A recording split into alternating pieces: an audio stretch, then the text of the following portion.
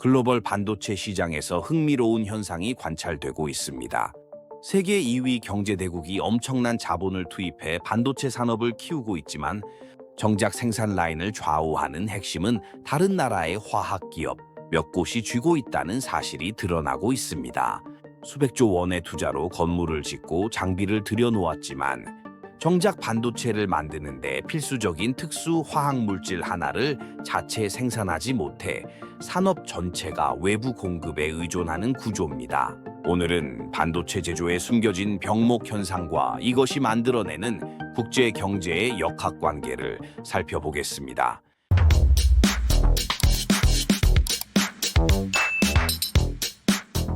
반도체 제조는 수백 개의 공정이 연결된 복잡한 시스템입니다. 이 중 하나라도 문제가 생기면 전체가 멈추는 구조죠.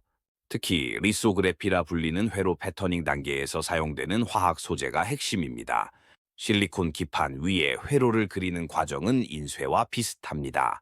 원하는 패턴이 새겨진 마스크를 놓고 빛을 투사하면 감광성 물질이 반응해 미세한 구조가 형성됩니다. 이때 사용되는 감광성 화합물이 바로 포토레지스트입니다. 현대 반도체는 회로 간격이 수 나노미터 수준으로 좁아졌습니다. 이는 바이러스 크기보다 작은 스케일입니다. 이런 초미세 가공을 위해서는 파장이 극도로 짧은 광원과 그에 맞춰 설계된 특수 화학 물질이 필요합니다. 여기서 문제가 발생합니다. 이런 첨단 감광 소재를 제조할 수 있는 기업이 전 세계에 몇 곳 없습니다. 그리고 그 대부분이 특정 국가에 집중되어 있습니다. 이 시장조사 데이터를 보면 선진 공정용 포토레지스트의 90% 이상이 일본 화학 업체들에서 나옵니다. 왜 이런 집중 현상이 발생했을까요? 반도체 소재 산업은 진입장벽이 매우 높습니다. 단순히 화학 공식을 안다고 해서 제품을 만들 수 있는 게 아닙니다. 제조 공정의 미묘한 조건 조절, 불순물 관리, 안정적인 품질 유지 등 수십 년간 축적된 경험이 필요합니다. 일본의 정밀화학 기업들은 1970년대부터 반도체 산업과 함께 성장하며 이 분야의 전문성을 쌓았습니다. 반도체 기술이 발전할 때마다 그에 맞는 새로운 소재를 개발하면서 기술적 우위를 확보했죠. 흥미로운 점은 삼성, SK하이닉스, TSMC 같은 최정상 반도체 제조사들도 이들 일본 기업의 제품을 사용한다는 사실입니다. 즉, 특정 국가만의 문제가 아니라 전 세계 반도체 공급망이 구조적으로 소수 소재 공급 업체에 의존하고 있습니다. 그렇다면 대량 구매로 재고를 확보하면 되지 않을까요? 여기에 치명적인 제약이 있습니다. 포토레지스트는 유기화 합물 기반 제품으로 시간이 지나면 화학적 특성이 변합니다. 보관 기간은 통상 반년에서 1년 정도입니다. 이는 석유나 광물 자원과 근본적으로 다른 특성입니다. 원유는 수년간 탱크에 저장해도 괜찮고 금속은 수십 년을 보관해도 성질이 유지됩니다. 하지만 정밀 화학 물질은 분자 구조가 점진적으로 변하면서 성능이 저하됩니다. 업계 관계자에 따르면 제조 시점과 사용 시점 사이의 시간 차이만으로도 공정 결과물의 차이가 발생할 수 있다고 합니다. 그래서 반도체 공장들은 포토레지스트를 냉장 보관하며 엄격하게 유효 기간을 관리합니다. 만약 특성이 변한 재료를 사용하면 어떻게 될까요? 회로 선폭이 불균일해지거나 패턴 형성이 제대로 되지 않습니다. 결과적으로 제품 불량률이 급증합니다. 반도체는 수율 관리가 수익성을 좌우하는 산업이라 불량률 상승은 곧 경제성 악화를 의미합니다. 현재 중국 반도체 제조사들이 보유한 고급 포토레지스트 재고는 대략 수 개월치로 추정됩니다. 만약 공급이 중단된다면 그 시점부터 시간과의 싸움이 시작됩니다. 재고가 소진되면 아무리 좋은 설비가 있어도 생산을 할 수 없게 되는 구조입니다. 과거 사례를 보면 실제 공급 차질이 발생했을 때의 영향을 알 수 있습니다.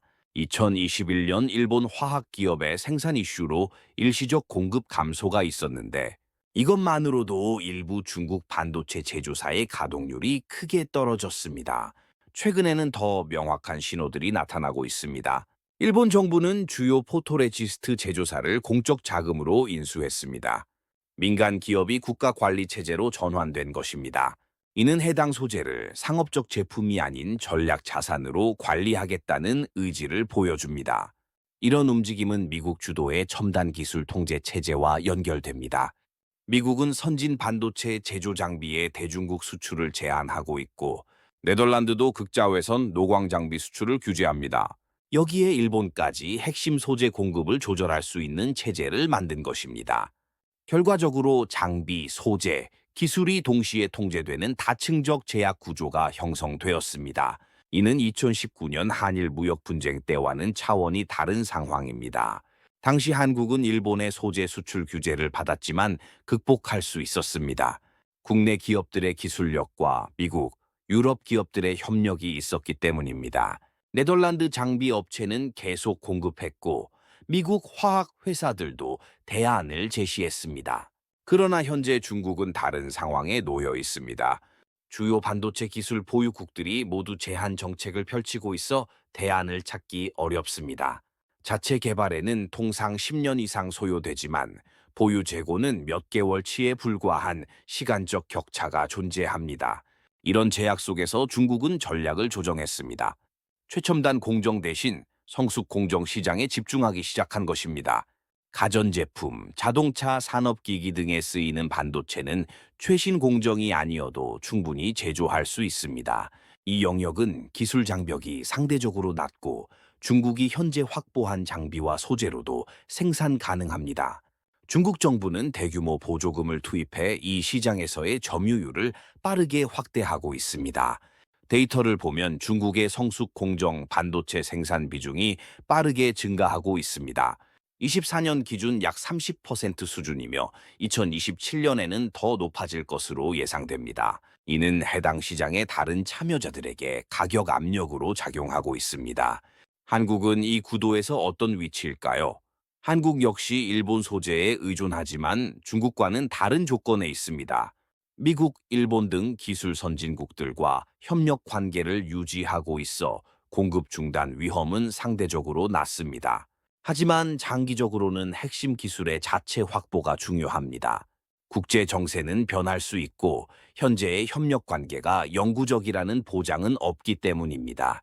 긍정적인 측면은 한국이 독자적인 기술 영역을 보유하고 있다는 점입니다. 특히 고성능 메모리 반도체 분야에서 글로벌 시장을 주도하고 있습니다. SK 하이닉스의 HBM 제품은 AI 데이터 센터의 필수 구성 요소로 자리 잡았고 시장 점유율도 절반이 넘습니다. 삼성전자까지 포함하면 한국 기업들이 전체 HBM 시장의 약 80%를 차지합니다. 엔비디아, 구글, 아마존 같은 빅테크 기업들이 모두 한국산 메모리를 사용하는 구조입니다. 이는 일본이 소재로 확보한 것과 같은 유형의 전략적 지위입니다. 반도체 산업의 특성상 특정 분야에서 압도적 기술력을 가진 국가나 기업은 협상력을 확보하게 됩니다. 일본이 소재 분야에서 그런 위치를 점하고 있다면 한국은 첨단 메모리 분야에서 비슷한 포지션을 구축한 것입니다. 앞으로의 경쟁은 단순히 생산량이나 투자액이 아니라 대체 불가능한 기술을 누가 더 많이 확보하느냐로 결정될 것입니다. 중국은 자본력으로, 일본은 소재 기술로, 한국은 메모리 기술로 각자의 카드를 쥐고 있는 상황입니다. 반도체 산업을 둘러싼 국가 간 경쟁은 단순한 기술 경쟁을 넘어 경제 안보의 영역으로 확장되고 있습니다. 막대한 자본 투자만으로는 해결되지 않는 기술적 병목 지점들이 존재하고 이것이 국가 간 힘의 균형을 만들어내고 있습니다. 중국의 대규모 투자에도 불구하고 핵심 소재 의존도는 여전히 높고 일본은 수십 년 축적한 소재 기술로 공급망의 핵심을 장악했으며 한국은 첨단 메모리로 자신만의 영역을 구축했습니다. 각국이 서로 다른 방식으로 전략적 위치를 확보하려는 시도가 계속되고 있습니다. 이런 구도 속에서 한국이 경쟁력을 유지하려면 어떤 전략이 필요할까요? 현재의 메모리 우위를 지키면서 동시에 새로운 기술 영역을 개척해야 할까요? 아니면 소재나 장비 같은 약점을 보완하는 데 집중해야 할까요? 여러분의 생각을 댓글로 공유해 주시면 감사하겠습니다. 오늘 영상이 유익하셨다면 구독과 좋아요 부탁드립니다. 감사합니다.